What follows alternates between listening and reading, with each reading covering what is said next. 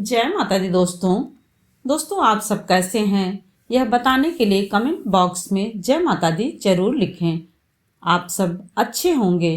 दोस्तों देखिए, हर समय हमारे सनातन धर्म में कुछ न कुछ तीज त्योहार, सारे व्रत, यह सब आते रहते हैं।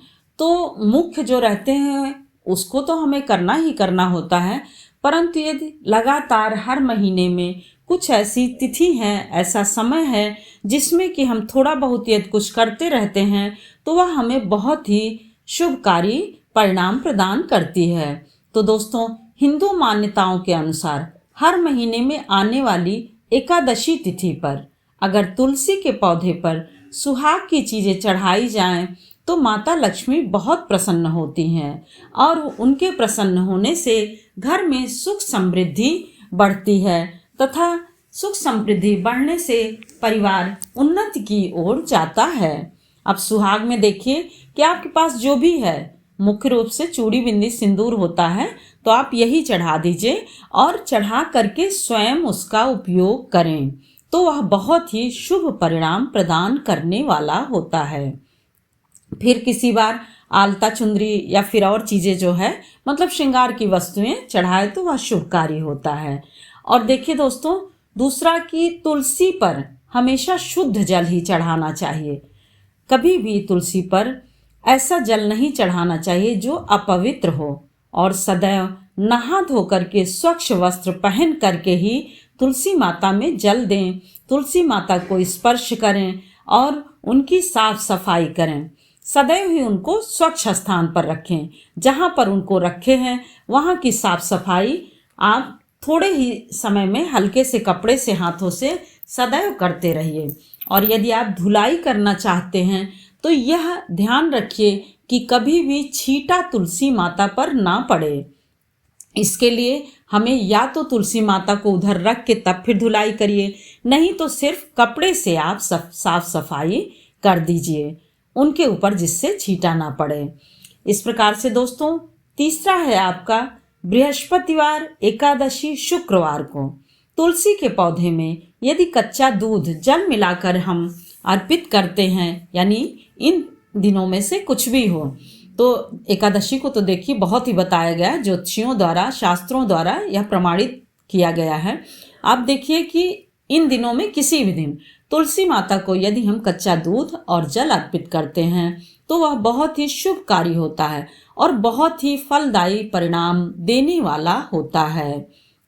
इस प्रकार से दोस्तों, चौथा है हर महीने की पंचमी तिथि को, यानी हर महीने की पंचमी तिथि को तुलसी के पौधे पर अगर जल के साथ गन्ने का रस चढ़ाया जाए तो घर में धन धान्य और सुख समृद्धि, सुख शांति बढ़ती है और सदैव जो है वह घर उन्नति करता है।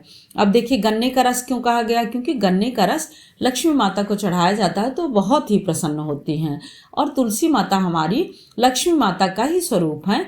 लक्ष्मी माता यानी विष्णु भगवान वास करते हैं उनके हृदय में, तो इसलिए हमें गन्ने का रस चढ़ाना चाहिए। गन्ने का रस चढ़ाने से विष्णु भगवान के साथ, यानी तुलसी माता को चढ़ाएंगे तो विष्णु भगवान के साथ साथ लक्ष्मी माता भी बहुत ही प्रसन्न होती हैं और प्रसन्न होने से घर में सुख समृद्धि शांति सदैव उनके द्वारा आशीर्वाद मिलने पर सदैव बना रहता है। इस प्रकार से दोस्तों, कई चीज़ें ऐसी हैं जो हमें थोड़ा बहुत अपने उसमें हमेशा ध्यान देना चाहिए और इन सब को ध्यान देने से देखिए आपकी जो है सरलता से उन्नति और सुख शांति घर में सदैव बनी रहती है। अब पांचवा देखिए कि तुलसी में जो मंजरी लगती है उसको आप, यानी सोमवार हो गया, शुक्रवार हो गया, इन दिनों में इतवार मंगल को छोड़ करके और दुआस तिथि को, कहते हैं एकादशी को तो फिर भी तुलसी स्पर्श कर ले, लेकिन दुआस के दिन, द्वादशी के दिन बिल्कुल भी नहीं करना चाहिए। तो इन तिथियों में ध्यान दे करके तभी तुलसी माता को स्पर्श करें और उनकी मंजरी को इन्हीं शुभ दिनों में, यानी इन दिनों को छोड़ करके जो दिन है उन दिनों में आप तोड़ करके हटा दीजिए, तो जिससे तुलसी माता बढ़ने में उनको सहायता मिलती, यानी तुलसी का पौधा बढ़ता है खूब। और जब तुलसी का पौधा बढ़ता है तो वह जैसे जैसे बढ़ता जाता है वैसे वैसे ही आपके घर में सुख शांति फैलती जाती है। जय माता दी दोस्तों, फिर मिलते हैं एक और नए वीडियो के साथ। तब तक के लिए लाइक करिए, सब्सक्राइब करिए और बेल बटन जरूर प्रेस करिए, जिससे कि नोटिफिकेशन सबसे पहले आपके पास पहुंचे। देखिए दोस्तों, चीज़ें सबको सब कुछ पता रहती हैं और कभी कभी होता है कि हमारा ध्यान नहीं जाता है। और होता क्या है कि जब ये सब चीज़ें हमें एक प्लेटफॉर्म या एक कहीं भी स्थान पे मिलता है तो वह ज़्यादा ही हमारे लिए लाभकारी होती है और वह ज़्यादा ही हमारे लिए हितकारी होती है। जय माता दी दोस्तों।